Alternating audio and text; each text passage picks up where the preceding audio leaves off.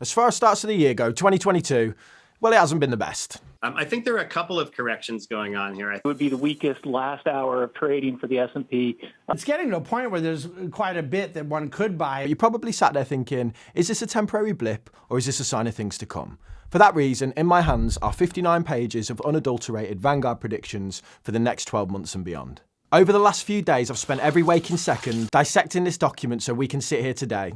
I'll be heavily simplifying and paraphrasing what is an epic piece of work from Vanguard, so I'll shout out the page numbers as I go, so if you fancy following along, deeply offending your partner and making a mess of the shower, let's go. 2021 for investors was like the best house party you've ever been to. Was wild. Absolutely everyone had a great time, and most investors felt invincible due to the unprecedented returns on offer. But now it's 2022 and the party already feels like it's over. Boy, this party really died. The lights have come on and what was the scene of last year's rapture looks like a little bit of a mess. The mood of investors at the minute seems one of concern, uncertainty and hesitation. So if you're Vanguard and you want to put together a study that kind of addresses these concerns for your investors, what do? Ask them what they're worried about.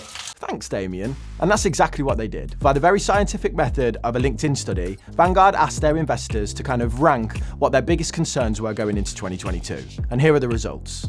I mean, this top four is probably unsurprising to most. After all, threats from new variants persist. The idea of the powers that be making the wrong decision at the minute seems pretty likely. It was a party. And poor growth and inflation concerns affect even the best of us sometimes, don't they, Damien? I don't know what you're talking about, mate. Is it in yet?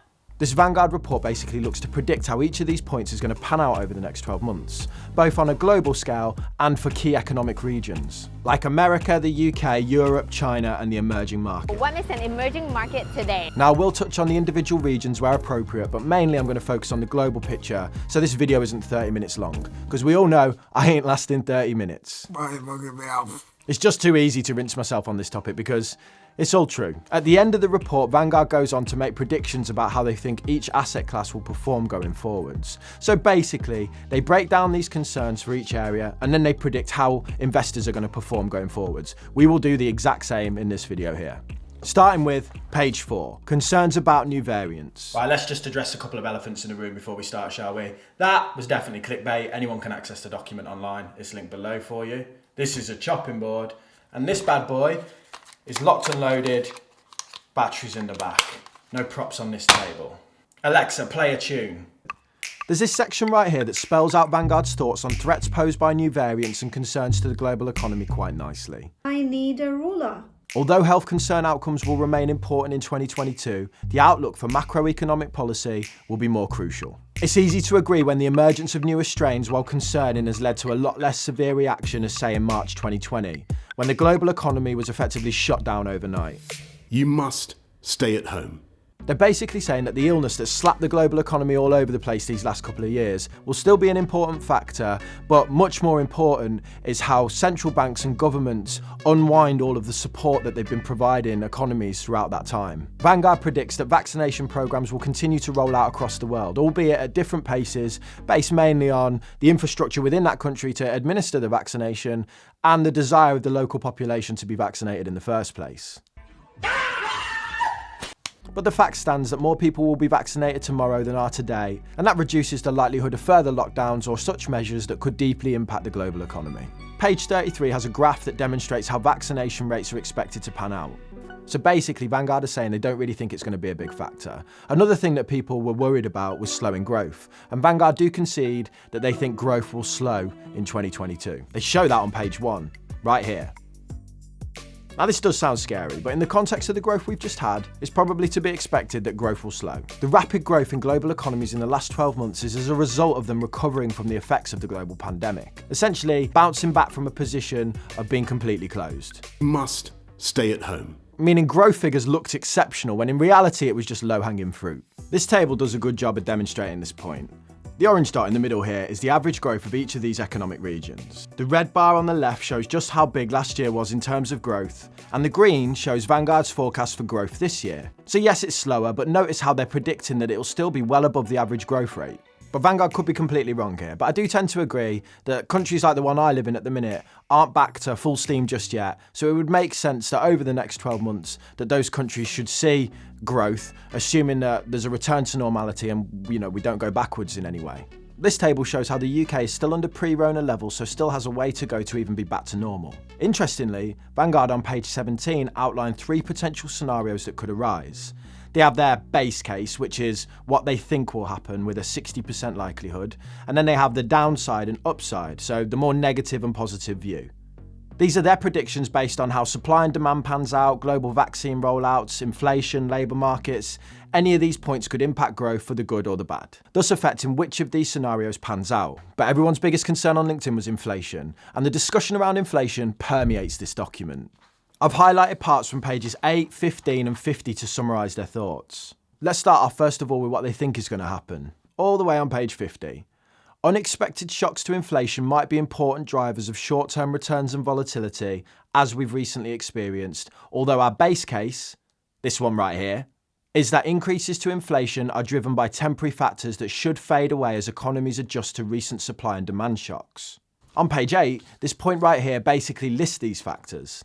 Higher demand as economies reopen, labour and material shortages, higher energy prices, especially in Europe, expansionary fiscal and monetary policies throughout the pandemic, and then other factors related to pandemic-induced distortions. Like a party. Vanguard have also made this lovely graph that predicts inflation rates in each of the major markets. They feel it will peak in the first quarter of 2022 and then fall away from there. It will then approach more normal levels, but inflation will still sit higher than the long-term averages. They anticipate that these factors will persist but become less severe as the year goes on. Now, I'm kind of reluctant at the minute to get behind anything that says inflation is temporary, because let's face it, the rate of inflation and how aggressive it's been has kind of surprised everyone and embarrassed anyone who said it was transitory. I think it's probably a good time to retire that word. And there's a real risk that this temporary inflation could shift into something a lot more permanent and serious. Wage-based inflation. To put it simply, inflation causes prices to rise, so you as a worker go, hold on, I need more money now, otherwise I'm taking a pay cut if my wages don't go up. You go and ask your employer for more wages and they give it to you. But then your employer goes, hold on, we're now making less profit. So let's put our prices up to compensate for the fact that we're paying everyone higher wages. That means costs of goods go up and you're in the same position again where you go, oh no, I need a pay rise. And we get this cycle. The short-term supply issues of the global pandemic could lead to an upward spiral of inflation through wage pressure and increasing costs. We are seeing this wage pressure in America and the UK right now. Central banks around the world will likely need to act to keep inflation under wraps, but at the same time there's this balancing act of not acting too swiftly or drastically and crushing any chance of recovery by stifling economic growth. Which segues us nicely into the final concern people had around policymakers making bad choices. Page 5 addresses this for us. The global policy response to COVID-19 was impressive and effective. Moving into 2022, how will policymakers navigate an exit from exceptionally accommodative policy? With cheese and wine. No chicken? It is far too easy to find clips of the current government doing stupid things online at the minute. Now, Vanguard are acknowledging here that the cash has been flowing, checks have been written all over the place, and monetary and fiscal policy in the last couple of years has been super loose. There's now this really hard task of managing massive debt piles brought about by sticking the global economy on life support. The realisation that you need to wean that economy off the life support without crushing any chance of it growing, all while managing the risk of rapidly increasing prices due to increased demand, limited supply and a labour market that is seeing wages rise. On page 7, they call it a policy experiment in real time. The thing that we can be sure about is any changes in policy will likely be gradual so as to avoid these kind of missteps. Vanguard call it the long and winding road to normality. But they have also stated that they feel there is an underestimation of how far interest rates will have to rise to stabilise things. Vanguard think, for example, that the Federal Reserve, which is the USA's central bank, will have to eventually raise interest rates to 2.5%. It's up to them how quickly and drastically they do that. So the outlook here is one of growth, albeit slower than last year, but with a keen eye on the way in which governments and central banks will react to continued inflation threats, all while trying to remove their economies off the dependency of financial life support. Right, well, all that is lovely, isn't it? But how does this affect our investments and what can we do about it? So from a global perspective, Vanguard described their outlook as guarded. Now, I think guarded is a bit of an understatement for most of us looking at the market as they are today. But to be fair to Vanguard, this report was published in December. But they didn't know that 1 month later, that basically the stock market would have an absolute meltdown. Vanguard firmly believed that the returns on offer this year will be less than those from last year. They also think certain markets are expensive compared to others. On page 42, they state that they feel America is overpriced right now, with the UK representing fair value and Europe being undervalued. And if we take a look at what's going on at the minute with a lot of these American growth stocks being hammered, that point kind of rings true. All of this can be summarised by their 10-year forecast on stock returns. The white line is their median prediction, and then the top and bottoms represent the range between the 25th and the 75th percentiles. Now, these results are a bit disheartening for anyone who was banking on 20% returns going forwards, but it's really interesting to see that they think that the UK is going to be the strongest performer, and that the rest of the world without the UK in it would only grow 3.8% a year. But over the next 30 years, they do expect this to rise to 6.3%. But if the last 10 years have taught me anything, it's that we don't know what's around the corner, let alone 30 years from now. Making projections or predictions about stock market returns over 30 years, I think, it's finger in the air kind of stuff. All that we can be certain of is, in 30 years, that today's problems will seem like nothing. They'll just be boring stories we'll be telling to our grandkids that they won't want to listen to. On page 54, Vanguard goes as far as to suggest correct asset allocations in their opinion based on their forecast. As they've modelled out a baseline downside and upside scenario, they've also done the same with asset allocation, basically stating what they think will do well in each of these scenarios. As they think the UK is going to outperform, it forms the largest part of each portfolio scenario. If this pans out as Vanguard predicts, well, that's great for life strategy investors because of the UK weighting. You'll also notice an exposure to bonds in each scenario, and this is in keeping with Vanguard's overall approach to risk management.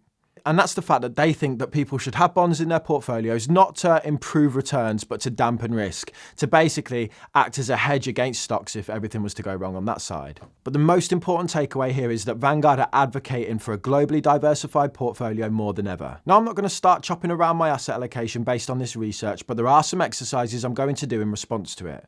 But let me first clarify that to me as a long-term investor, the recent downturn in the market is nothing to be worried about. I'm not going to change my strategy. I'm not going to run to the hills and hide. Downturns like this are all part of the long-term process. When children start learning to walk, they don't fall over, slap their faces on the floor and think, nah, this ain't for me. They just keep going, even in the face of inevitable ups and downs because of the instinctual desire to put one foot in front of the other. Investing is similar in a sense. It's those who stay the course, who are in it for the long term, who often prosper. I can imagine there's a lot of brand new investors that have come to the market in the last 18 months that saw a load of quick gains and have just watched them be wiped out, or even people that invested in the last couple of months, new year, new me and all that, and they're just firmly in the red. Now that's scary if you've never faced that before, but I think a lot of people watching this channel know that this is all part of the process, that you've got to be able to take the rough with the smooth. Now, we could be staring down the barrel end of a quick bounce back, Vanguard here are predicting growth in the stock market and in global economies, or we could be staring down the barrel end of a bear market that lasts a few years. Whatever the weather, I'm just going to stay consistent and continue to invest because I know long-term, a globally diversified portfolio has a habit of just trending upwards. But that doesn't mean there isn't things I couldn't be doing right now based off the back of this research. First of all, I'm going to assess my financial goals to make sure that in a lower rate environment, I'm still going to get where I want to. Many people base their forecasts on 9%, as to be fair to them, that is the long-term return of the global stock market. But it might be more prudent now to base those calculations on 6% to kind of stress test your portfolio and goals to make sure you're still going to hit those goals. One thing that you could do in response to that is put more money into your investments. I know some of you are going to be like, this guy's crazy, the market's dropping and he's telling me to invest more. But the amount you invest each month is as important as the returns you achieve. Now, I know for a lot of you that isn't an option. It's all good and well me sitting here going, just invest more money. And you go, all right, well, here's 200 quid I just found up my arse that I can now put into the markets every single month that I didn't know was there. I know it doesn't work like that. I just want to kind of set your mind at ease and go, if you can't afford to invest more today, that's fine. Most people earn more money as they progress through their lives. If you're in your 20s and 30s, your peak earning years are still ahead of you. So if you sat there going, oh, I've just readjusted my calculation from 9% to 6%, and now, I'm way off my goal. Don't forget, you're probably going to earn more money in the future. Also, these calculations and these forecasts by Vanguard are based on the next year to 5 years. In 10 years, 15 years, we could be seeing, double-digit, 20% growth again. Who knows? This is a short-term look, really, from Vanguard in the context of us being long-term investors. When it comes to asset allocation, the global diversification point is something I talk about a lot. I'm a global investor, and as part of that, I hold a lot of America, but I also hold other major markets. If Vanguard's predictions come true, then the American markets aren't going to have a good time versus the rest of the world. And for those of you that are all in on the S&P 500, you might wish to factor that in. At the same time, I don't like betting against America because those guys sure do know how to make money. Now, another thing that you could consider doing in a lower rate environment is moving more into equities versus bonds. So if you've got the Life Strategy 60/40, which is the most commonly held investment on the Vanguard UK platform, you might be tempted to move to the 80-20% instead.